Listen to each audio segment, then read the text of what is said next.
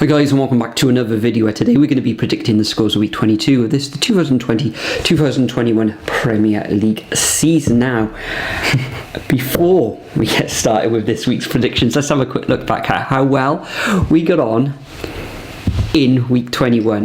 So I had, quite frankly, another shocking week. I only had 3 points with no perfect scores once again. Yeah, I didn't do too well either, Nathan. Neither did most people in the comments section. I came away with 5 results correct with no perfect scores. Representing the viewers last week was Ritz Ritish, RTH, regular contributor, and Ritz come away also with 5 points. Top scorers of the week in week 22 was Jason Liu with 9 points, and also with 9 points was Isaac A. So congratulations Jason and Isaac. But before we get on to the predictions, let's have a quick look at the league table on how everyone stands. And top of the shop, returning to first position this week, is Mahmoud Conte, followed by LFC 96 YNWA. Myself, Nathan, I'm in 8th position. Very good. On 131 points. You're on 124 points in 17th position. Ritz Richish, who represented the viewers last week, is in 19th position. Jason Liu is in 30th position, who was top scorer last week, and Isaac A is in 62nd position. So if we just have a quick look down, I think we've got over 200 people now playing along. See if you can spot yourself in the league table.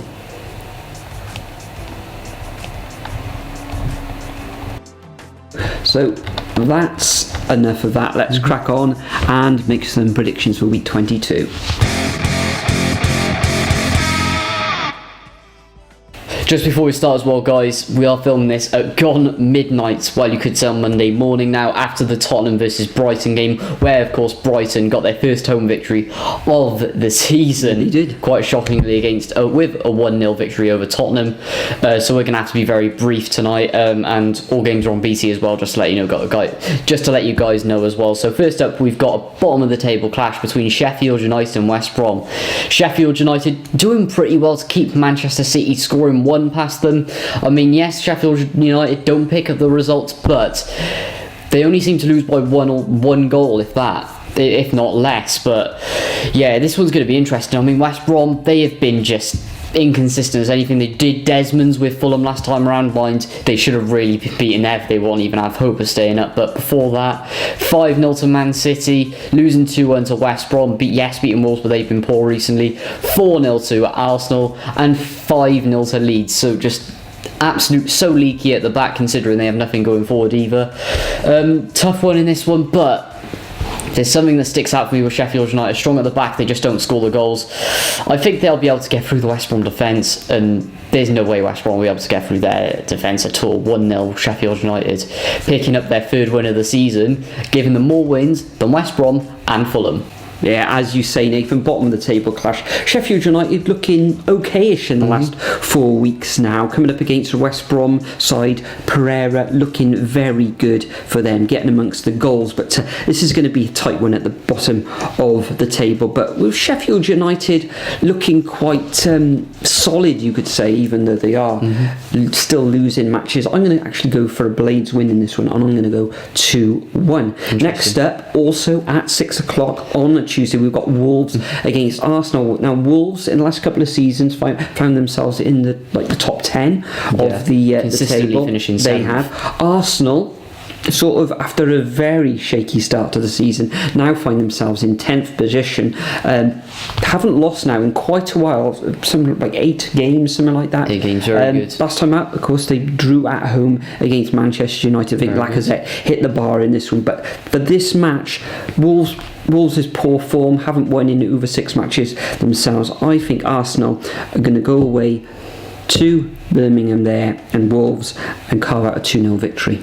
Yeah, I've gone exactly the same as you. Arsenal have been playing well recently, but Wolves, they just can't seem to be doing anything. They're on relegation form at the moment. I know for a fact they won't get relegated because there's much worse, but yeah, can't say much else about that really. 2-0 Arsenal.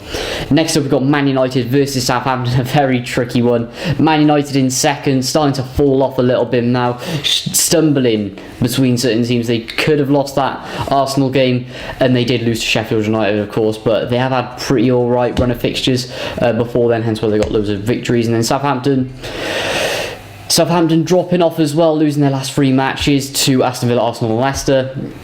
Who knows what we're going to predict in this one? It depends what team turns up on the day.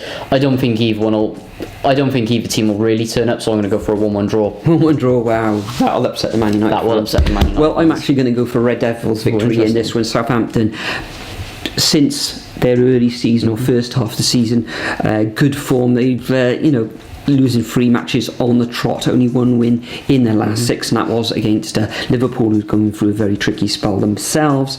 I think Manchester United, okay, they did go away against Arsenal, got a 0-0 draw, but being at home, I think they'll have just that little bit too much quality for Southampton, although the Saints will cause them issues as well. But I'm going to go for a 2-1 win to Manchester United in this one. Next up, at 8:15, same as the Man United Southampton fixture, we've got Newcastle at home against Crystal Palace. Now, Newcastle, brilliant result against Everton last time out. Nobody saw that coming. I think maybe one person, possibly 2, in the comments section actually predicted that victory for Newcastle. Crystal Palace themselves having a very good win at home against Wolves, although Wolves ain't too classy themselves at the moment. Newcastle are going to be looking to continue that good form and save Steve Bruce's neck.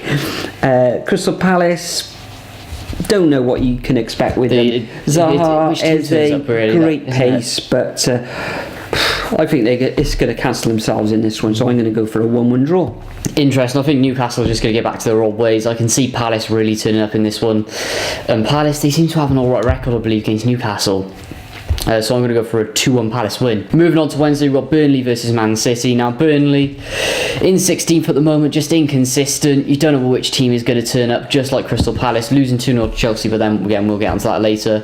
Getting good victories against Aston Villa and Liverpool, and then dropping off to West Ham and Man United. So you don't really know. And then Man City, spectacular form. That's just surely got to keep up. So I'm going to go actually for a narrow 1-0 in this one. 1-0, same as Manchester City beating Sheffield United. Yeah. And that's why we've... Burnley will lock up at the back. Yeah, that's why I think we both predicted Sheffield United to win this week. But in this fixture, Manchester City going away to Burnley. Okay, we know that De Bruyne is still out. Sterling didn't even feature in that last match. Neither, I don't think Cancelo did either. Lots of players rested. Yeah, lots of players rested. Lots of Foden coming into the midfield. I don't think Man City will have too much trouble keeping Burnley out. Burnley, though, defensively fairly sound, but I think Manchester City, with the array of talent on display they've got, I think they're going to come away with a 2-0 victory. Next up at 6 o'clock, also on Wednesday, we've got Fulham against Leicester, who surprisingly, as we've already alluded to, they lost at home after going ahead in that match against Leeds United. Poor defending it was. Poor defender, Patrick Bamford, superb for Leeds. Fulham, though, draw specialists, you could say, at the moment, drawing 4 of their last 6 fixtures. Just a bit team of a tricky one, you would say. Normally Leicester on the road with the amount of pace they got, but they are missing Vardy in the way they place. But Harvey Barnes in brilliant form at the moment, as too is Maddison. But with Fulham's form, okay, they did lose their last 2 home fixtures, but I'm actually going to go for a 1-1 draw in this one. Interesting. I'm actually going to go for Desmond's again for Fulham. Leicester, I think they'll be able to get something through, but I don't know, they just really seem to struggle without Vardy. Yes, Iosi Perez did get a goal, and a beautiful goal from Harvey Barnes, basically running through the whole Leeds defence and then getting a 1-2 to pass into the bottom left-hand corner of the net. But that Perez one was actually ruled out for offside, I think. It was, yes. I think he was just a smidgen offside, though. I believe it was one player, but it was a clear offside. But yeah, I just don't know whether Fulham will turn up, to be honest, and They did seem to struggle at the back, Leicester, so I'm going to go for 2-2 as well. Next up, we've got Leeds versus Everton, another tricky one. Leeds, very good form recently, 4 out of 6, which is very good, getting victories over Leicester City and Tottenham and West Brom and Leeds before, and West Brom and Burnley before that. So getting results against teams that they need to, really. Then Everton, patchy as anything, losing to Newcastle and West Ham. It depends who turns up in this one, but I think it'll be a draw again. Lots of draws this week, 1-1. Yeah, very tricky one to predict this one. One of the tougher ones of the week. We're not sure what side Leeds, or what team Leeds are going to come out. There's a slight doubt on if Bamford is going to be playing in this match. He's got a bit of a dead leg, but it's Sunday, very early on Monday morning we're recording this, so he should be able to get over that dead leg. Everton, after playing ever so well, have dropped, was it 4 points, 5 points in the last 2 games. However, I think they're going to bounce back in this one. It could end up in a draw, but I think that Everton just going to sneak through. Calvert-Lewin is due a goal as well, so I'm going to go for a 2-1 away victory to the Toffees. Next up, we got Aston Villa against West Ham. Now, Aston Villa had an excellent victory last time out away to Southampton, and West Ham getting dismantled in the outclass, you could say, by Liverpool. Salah's absolutely spectacular against the Hammers, although Antonio did have a chance to put the Hammers ahead in that one. He didn't take it, just went past the post. But very good West Ham recently. Yeah, tough one to call this. Aston Villa, probably say they're better on the road. It's touch and go. Anybody can win this match, probably end up in a draw, but I fancy West Ham to bounce back. They've been in very good form themselves, and I'm going to go for a 1-0 away victory to the Hammers. Interesting. I've actually gone for another 1-1 draw here. Wow. I can't separate either team, really. Villa, yes, they have been inconsistent, but I don't know, I just can't split either team, because Villa are beating teams around them, minus Burnley, of course, but I don't know. Yeah, 1-1, can't split them. Next up, we've got Liverpool versus Brighton. Liverpool looking spectacular today. Mohamed Salah was on an absolute level. Probably one of the best left-footed wingers in the whole world after today. Winning 3-1 against West Ham, great performance. Really turning it around after the problems that they have been having recently.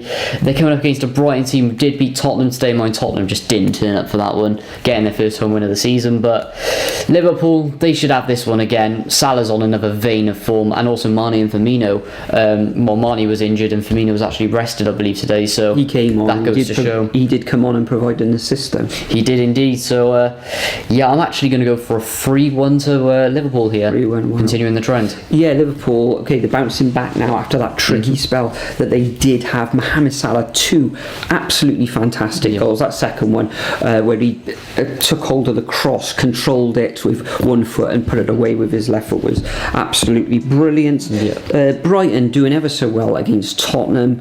When they were coming under the cosh near the latter stages of the game, they held firm, held resolute, and that's testament to their defence. Trossard getting the goal, brilliant strike from him, and Pascal Gross in the middle of the park was excellent as well. I think Liverpool, even though they got defensive problems there, Henderson playing in the mid at the heart of the defence, I think they are going to become victorious in this one. Brighton is going to be a stern test for them. Can't see Brighton scoring, but I think it's going to be a 2-0 victory to the Reds. And the final fixture of this game week, which takes place on Thursday, BT Sport, of course, at 8 o'clock, we got Spurs against Chelsea. Spurs losing against Brighton, the Seagulls, as we already said. Chelsea picking up a little bit of form now since Mr. Tuchel? Thomas Tuchel. Tuchel, that's how you pronounce it. Tuchel. TT, Tuchel, like a toucan. Yeah, exactly. Chelsea beating Burnley, very good victory. Even Alonso has come back into the that was what a strike that was. Yeah. Chest, knee, bang. Beautiful. Excellent. Who would have thought? And Chilwell being rested, Timo Werner back in the side as well. But so tricky one. Spurs without Harry Kane leading the line, they're finding it quite difficult at the Which is moment. shocking, because usually they seem to be doing all right with that. Yeah, Bale coming on, but he still not making shadow an impact of his former self at the moment. Sorry to say so.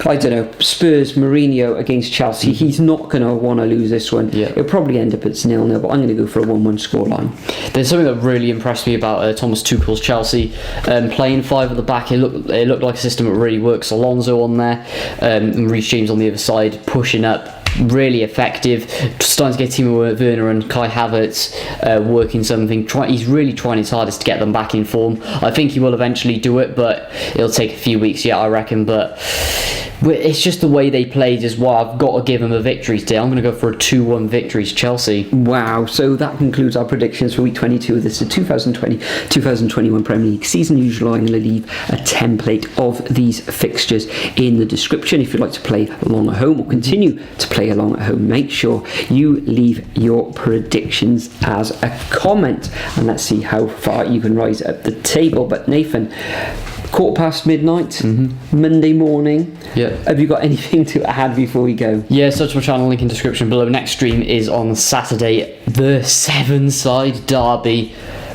against Bristol City. We best win this one. Better had 2 draws. We haven't won a derby since 2019, I believe. 2019, 2020. It's been too long. Search my channel, link in the description below. Make sure you're there, guys. Probably for some rages.